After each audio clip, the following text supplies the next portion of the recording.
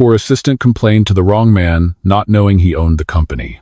Hello everyone. Before we begin today's story, I have a small favor to ask. Please hit subscribe and turn on the notification bell so you never miss our channel's new videos.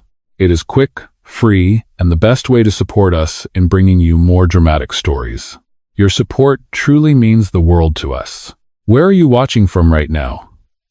Drop your city or country in the comments below. Thank you very much. Now, let us come back to our main character. The elevator doors slid open on the 42nd floor, releasing a quiet hum of air-conditioned silence. Glass walls reflected the skyline of downtown Chicago, sharp and silver under the late afternoon sun. Everything about this floor whispered power. Polished marble, soft lighting, the kind of place where people walked slower, as if time itself cost money. Emily Carter did not belong here. Her black flats were scuffed at the toes. Her blazer had been dry cleaned too many times, the fabric thinning at the elbows. She clutched a manila folder to her chest like armor, her fingers still trembling from the meeting she had just left. Another rejection. Another polite smile. Another manager who talked about company culture while never once looking her in the eye. Emily stepped into the elevator, already occupied by one man standing near the control panel. He wore a simple charcoal suit, no tie, sleeves rolled up slightly, no assistant, no entourage. He looked ordinary, tired, even, like someone who had also had a long day. She did not look at him at first. The doors closed. The elevator descended, and then the words slipped out. "I swear," Emily muttered, staring at the glowing floor numbers. "This place is unbelievable. They work you to the bone, pay you barely enough to cover rent, and then act shocked when people burn out." The man did not respond. Encouraged by the silence, she continued. "I stayed late for 6 months straight. I fixed other people's mistakes. I skipped lunch breaks. And today they told me I should be grateful just to be here." She let out a short, bitter laugh. Grateful? For what? Being invisible? She finally glanced sideways, half expecting an annoyed look.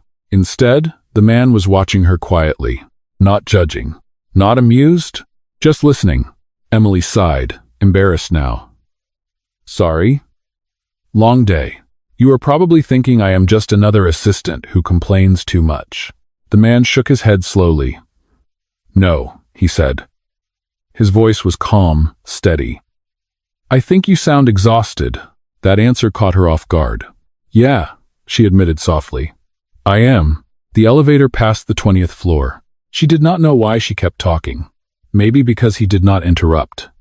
Maybe because he did not rush to fix her problems or dismiss them. Maybe because for the first time all day, someone seemed to actually hear her.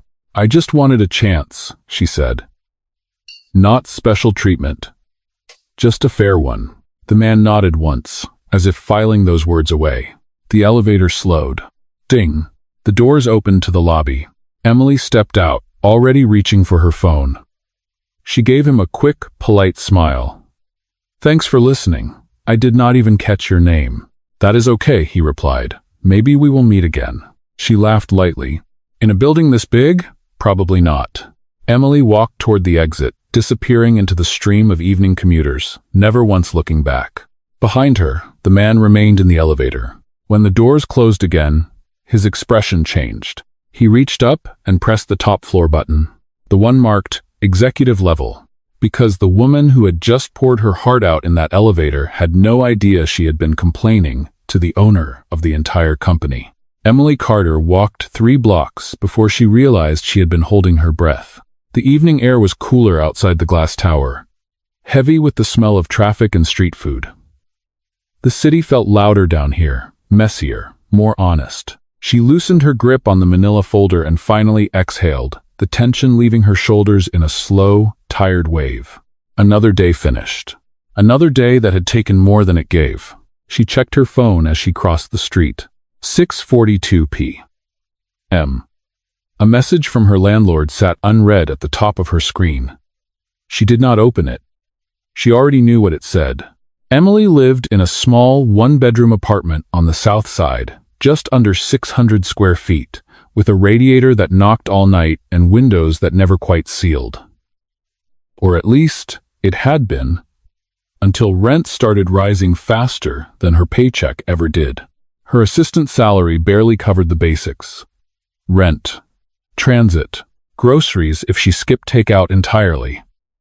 There was no room for emergencies, no room for dreams, and definitely no room for days like today. She stopped at a red light and stared at her reflection in the darkened window of a closed storefront. 26 years old. College degree. 3 years at the same company. And somehow, she still felt like she was standing in place while everyone else moved forward. Inside the building, they called her reliable. Mies avowed to the Balakli with Persis. Reliable meant she stayed late when others left. Reliable meant she fixed mistakes that were not hers. Reliable meant she was passed over quietly, again and again.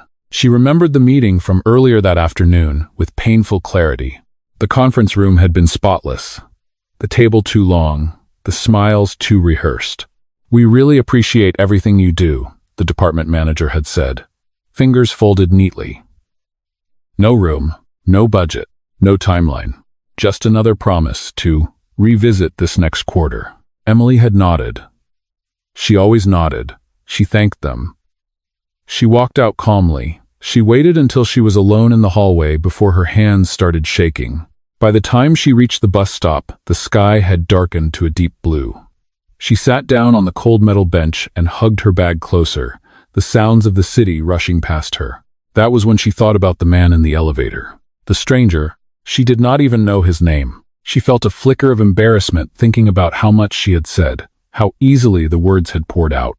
She usually kept those thoughts locked away, buried under professionalism and forced smiles. But he had listened, not like her managers, not like her coworkers rushing past. Just listened. The bus arrived with a hiss of air and a cloud of exhaust. Emily climbed aboard and found a seat by the window. As the city rolled by, her thoughts drifted back to the same question that had followed her for months. How long could she keep doing this? She wanted more than survival. She wanted dignity. A chance to be seen. A chance to build something that mattered. At her apartment, she kicked off her shoes and dropped her bag by the door. The silence pressed in immediately.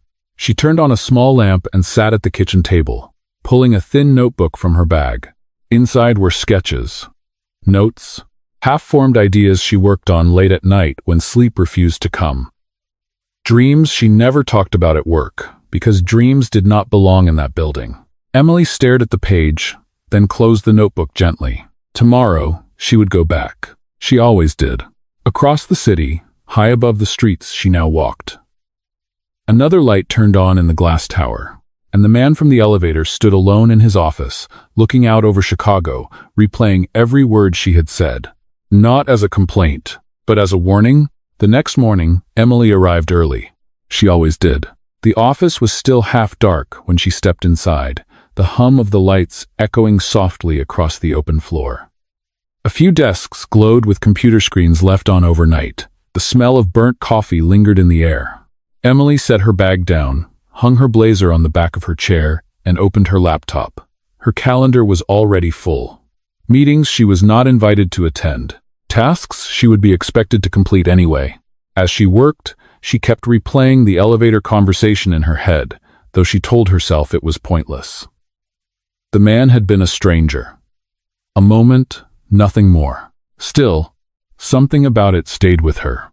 At lunchtime, while others headed out or gathered in loud clusters near the break room, Emily slipped into the small park across the street. She carried a brown paper bag and the thin notebook she rarely let anyone see. She sat on a bench beneath a maple tree, the leaves just beginning to turn. For a few minutes, she did nothing. Then she opened the notebook. Inside were sketches of city streets, office buildings, quiet corners. Most people rushed past. She drew in the margins when meetings dragged on. She sketched late at night when her thoughts refused to settle. It was the one thing that made her feel steady. She added a few lines to a page she had started weeks ago. A woman standing between two worlds. Glass above, concrete below. Emily smiled faintly at the drawing, then closed the notebook as footsteps approached. She tucked it back into her bag quickly, as if caught doing something wrong. Back upstairs, the afternoon passed in a blur. Emails. Calls. Small fires put out before they could spread. No one thanked her. No one ever did. Across the building, on the executive level she had never seen, the man from the elevator sat behind a wide desk of dark wood. Floor-to-ceiling windows framed the city like a living map. Daniel Wright had built the company from nothing. Every floor, every department, every decision ultimately came back to him. Yet that morning, his focus drifted again and again to one thing. Her words. They work you to the bone, barely enough to cover rent. Being invisible. He had heard complaints before. Plenty of them. Usually wrapped in ambition, or entitlement, or bitterness. Hers had been different. There was no demand in her voice, no manipulation, just exhaustion and honesty. Daniel leaned back in his chair and pressed a button on his desk. His assistant appeared on the screen. "Pull up Emily Carter's file," he said calmly. There was a brief pause. "Which department, sir?" "All of them," Daniel replied. When the file appeared, he read in silence. Her tenure. Her performance reviews. Words like dependable, consistent, invaluable, repeated again and again. Invaluable. And yet, still an assistant. Daniel closed the file slowly. That evening, Emily stayed late again. She finished one last task, shut down her computer, and gathered her things. As she reached the elevator, she hesitated. Remembering yesterday, for a brief moment, she hoped to see him again. The doors closed on an empty car. She rode down alone. Emily did not know it yet, but something small she had revealed without meaning to. A few tired words spoken in passing had landed exactly where they needed to. And once noticed, they could not be unseen. 2 days later, Emily nearly ran into him again. It happened in the most ordinary way. She was rushing out of the building just after 7. Her phone pressed to her ear, apologizing to her mother for missing another call. The lobby was crowded with end-of-day traffic, people moving fast, eyes down, already halfway home in their minds. Emily turned too quickly near the revolving doors and stopped short. He was standing there, just a few feet away, holding a cup of coffee in one hand, his jacket draped over his arm. The same charcoal suit. The same calm presence. The man from the elevator. "Oh," Emily said instinctively, stepping back. "I am sorry." He smiled slightly. "We keep meeting like this. Now, 2-7, and Friss." Her face warmed with recognition. "You are the elevator guy." "I was hoping that is not all I am remembered as," he replied, amused. She laughed, a real laugh this time, surprised at herself. "Fair enough." For a moment, neither of them moved. Around them, the lobby pulsed with noise, but the space between them felt strangely still. "I did not think I would see you again," Emily admitted. "I mean, this building has thousands of people. Maybe it is smaller than it looks," he said. She glanced at the coffee in his hand. "Long day? Long life," he answered lightly. Emily hesitated, then gestured toward the street. "I was heading to the cafe across the way. They have terrible pastries but good coffee. If you are not in a hurry." He studied her for a brief second. Not her clothes, not her title, her expression. "I am not in a hurry," he said. They walked together across the street, the city lights flickering on as dusk settled in. Inside the cafe, the air smelled of roasted beans and sugar. It was loud, crowded, imperfect. Emily liked it immediately. They found a small table near the window. She wrapped her hands around her mug as if it were an anchor. "I realized later," she said carefully, "that I talked too much the other day." "No," he replied. "You talked honestly." She looked at him then. "Most people do not like honesty. Most people are afraid of it," he said. They spoke easily after that. About small things at first. Traffic. Weather. The strange habits people had in office kitchens.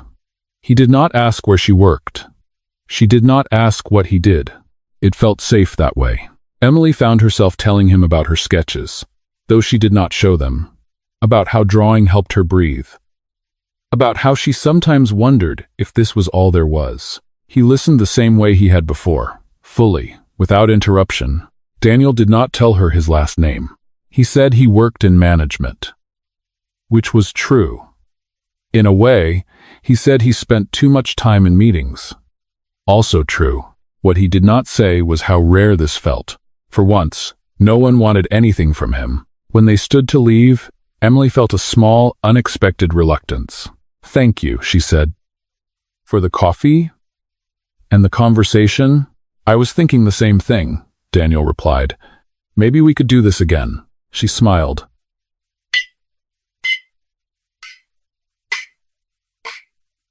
"Maybe."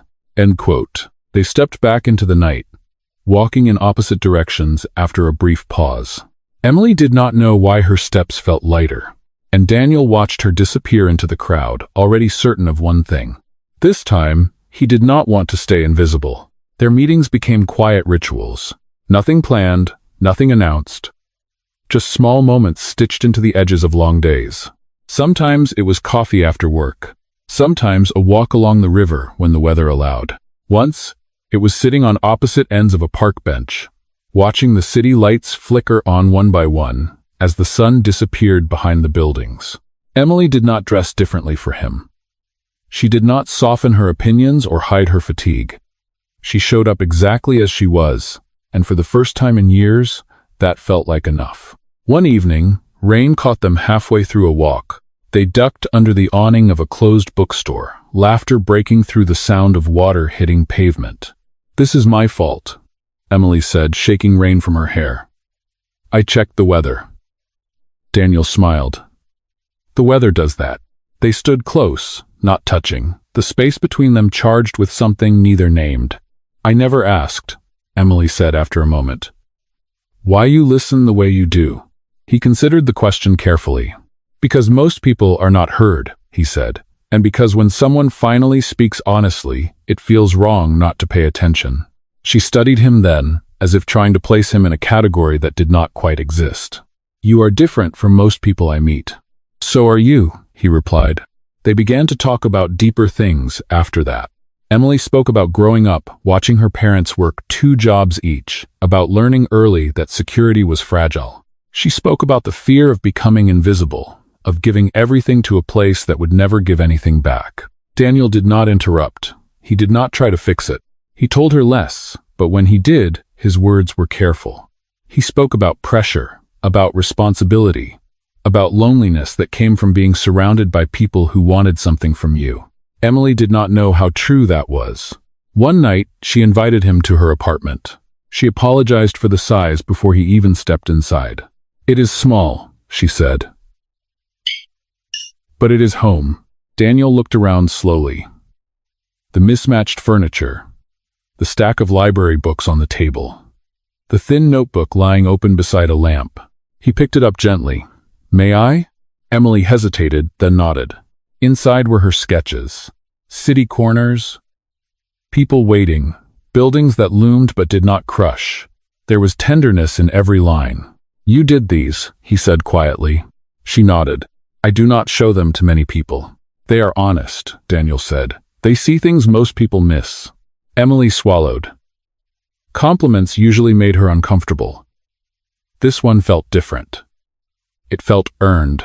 Sitting across from her in that small space, Daniel felt something shift.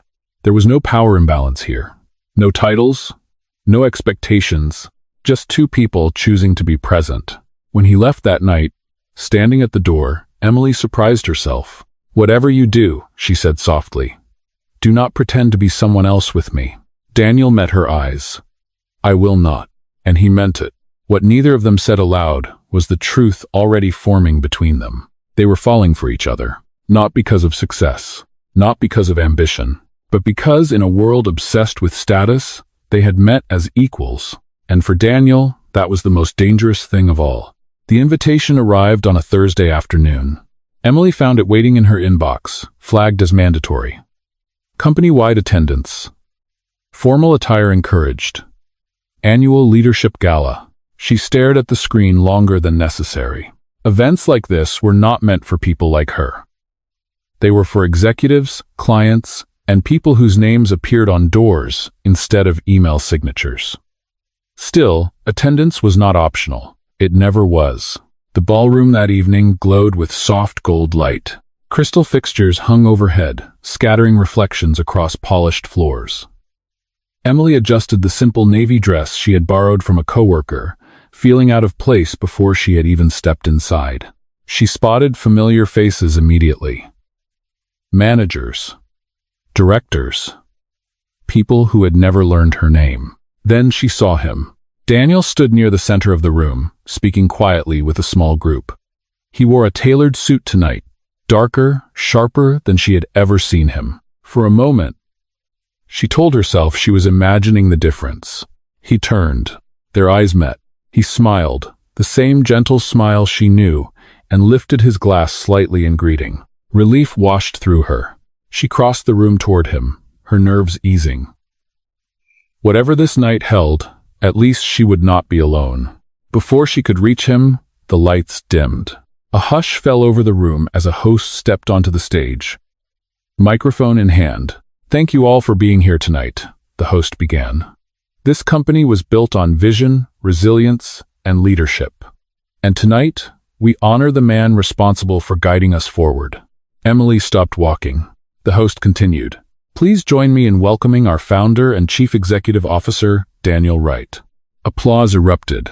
It was loud, sudden, overwhelming. Emily felt the sound before she understood the words. Founder, chief executive officer. She turned slowly, her gaze snapping back to Daniel. He was already moving toward the stage. Past her, past everyone.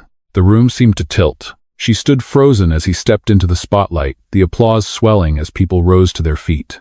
The man who had shared bad coffee with her. The man who had listened under a bookstore awning.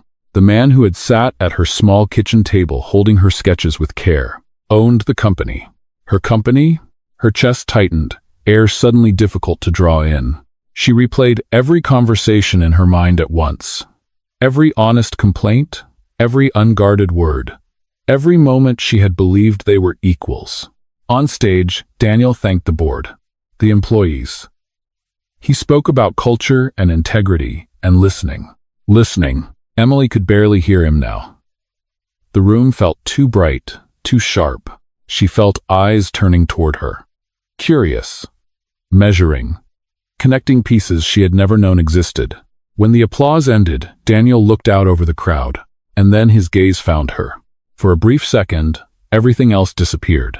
No stage, no spotlight, no titles. Just the weight of the truth standing between them. Emily did not wait for him to come down. She turned and walked, out of the ballroom, past the open doors, into the quiet hallway beyond, her heels echoing too loudly against the floor. Her hands were shaking when she stopped. Moments later, footsteps approached. "Emily," Daniel said gently. She did not turn around. "So, this is what you do," she said, her voice steady despite the storm inside her. "You listen. You let people talk. And you never tell them who you really are." "That was never my intention," he said quickly. She laughed once, sharply. "You let me complain about my job, about my company. And you stood there and said nothing." Daniel stepped closer. "I did not lie. I, mated, asked so. You let me believe something that was not true," she said, finally facing him. Her eyes burned, not with anger alone, but with hurt. "And now I have to wonder if any of it was real." Silence stretched between them. This time, listening was not enough. The truth had been revealed, and everything they had built now stood on the edge of collapse. Emily did not go back into the ballroom. She took the service elevator down, the kind reserved for staff and deliveries, the mirrored walls replaced by brushed steel that showed nothing back to her. The descent felt longer than it should have. Every floor that passed tightened something in her chest. By the time she stepped out into the night, the city air felt sharp against her skin. She walked, no direction, just forward. The gala music thumped faintly behind the glass doors of the building. A world she no longer felt part of. Cars passed. Laughter drifted from a nearby bar. Life continued, indifferent to the moment her own had cracked open. Daniel followed her outside minutes later. He spotted her near the curb, arms crossed tightly, staring at nothing.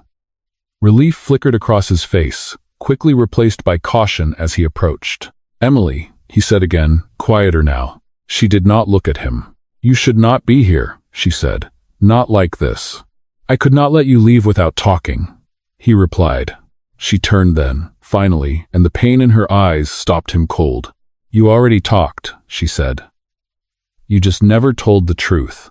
"I told you who I was," Daniel said carefully, "just not my title." She shook her head. "That is not the same thing. You knew exactly what would happen if I knew. You knew I would hold back. You knew I would not speak freely." He did not deny it. "I wanted to be seen as a person," he said, "not as a position." "And what about me?" Emily asked. "Did you ever think about what it would feel like for me to find out like that, in front of everyone?" Daniel opened his mouth, then closed it again. She stepped back, creating space between them. "I trusted you," she said. "I trusted you. Because you felt safe, because you were honest with me when no one else ever is." "I was honest," he insisted, voice strained. "Everything we shared was real." Emily let out a slow breath. "That is the problem. Now I do not know what to believe." Dazing too. She thought of the elevator, the coffee, her apartment, her sketches in his hands. Had he been curious? Or collecting information? "You heard me complain about my job," she continued. "About the company, about leadership.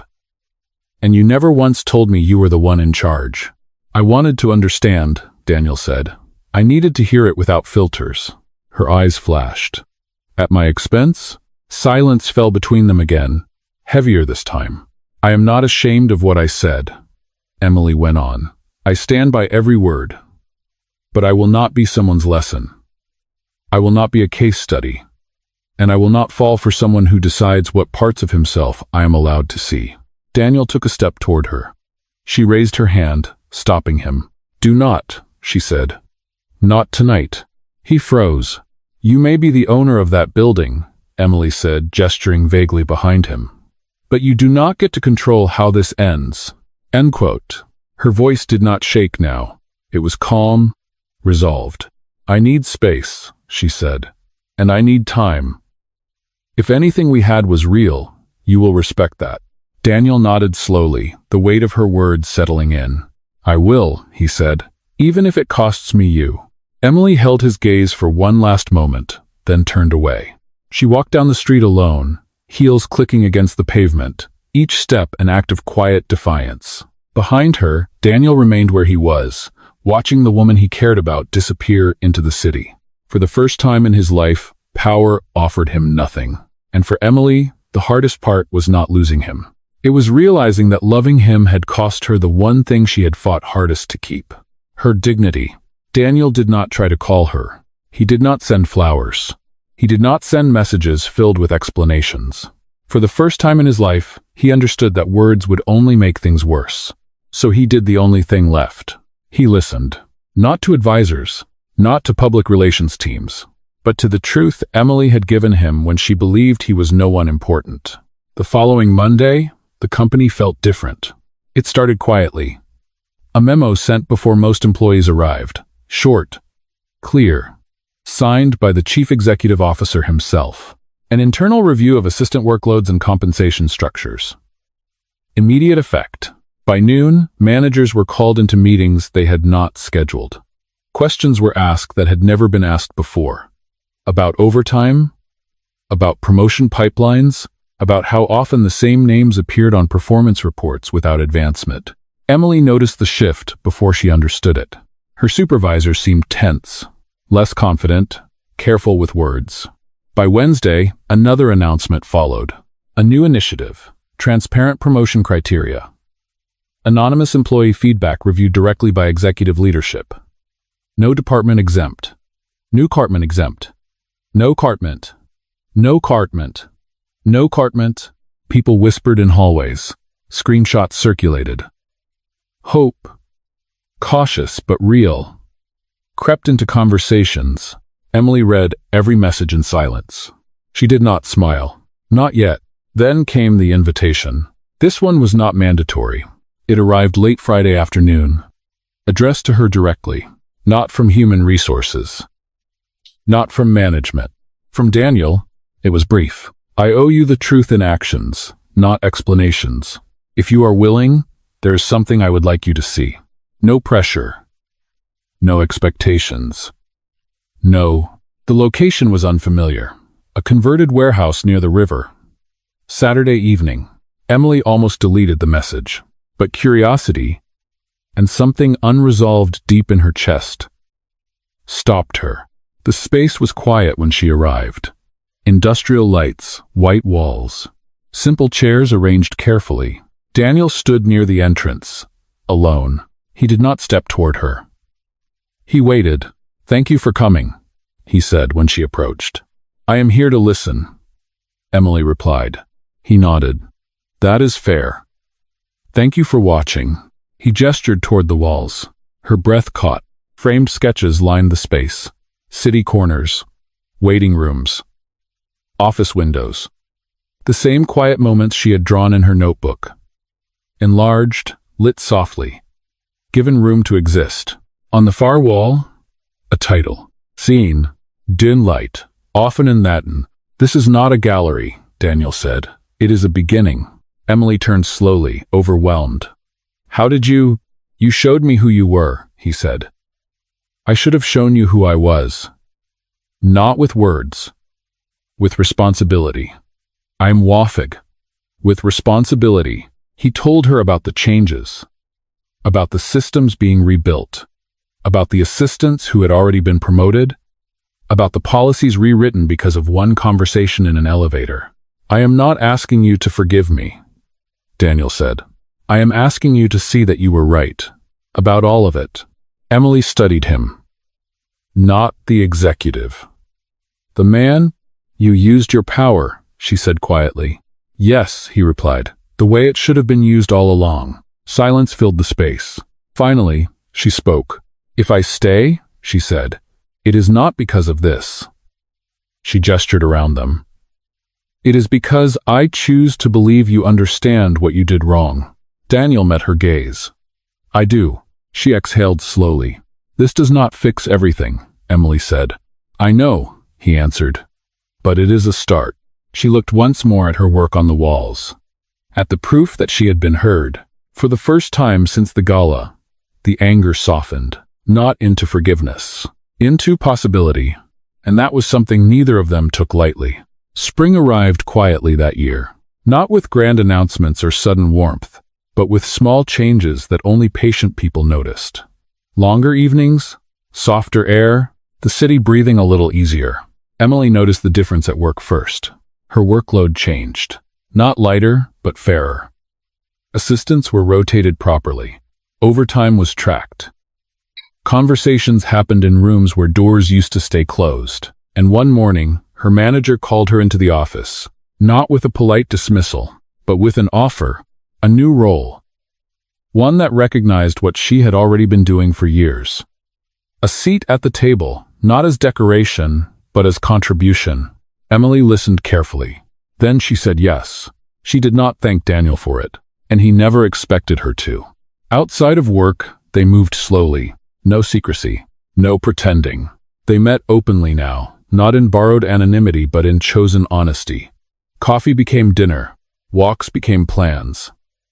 Silence became comfort instead of distance. One evening, Daniel stood beside Emily at the river, watching the city reflect back at itself in broken lights. I spent my life thinking leadership meant control, he said. Turns out, it meant listening. I just learned that too late. Newserer, IF, newserer. Emily leaned against the railing. You learned it when it mattered. He looked at her then. You did not have to stay. I stayed because you changed, she replied. And because you let me choose. That choice mattered to both of them. Months later, the warehouse by the river opened again. Not as a gallery, not as a corporate project, but as a space, a place for employees to create, to share, to be seen beyond job titles. On the wall near the entrance, a simple plaque read, "This company was built on people." Emily stood inside that space one evening, her notebook in hand, when Daniel walked toward her. No speeches. No audience. Just him. "I once let a mistake define me," he said. "Then you showed me it could also save me." He reached into his pocket and held out a small ring. "I will never hide who I am from you again," he said. "Will you walk forward with me anyway?" Emily felt her breath catch, not from surprise, but from recognition. "Yes," she said, "but only if we keep telling the truth." Daniel smiled. "Always." They married quietly months later. No press. No spectacular. Just friends. Family. And a room filled with people who had learned that dignity was not a perk, but a right. On their first anniversary, Emily returned to the elevator where it had all begun. She pressed the button, smiling to herself. Daniel stepped inside beside her. "Do you ever think about that day?" he asked. "All the time," she replied. "You know what the funny part is?" "What?" She looked up at him. "That was the best mistake either of us ever made." The doors closed, and this time they went up together.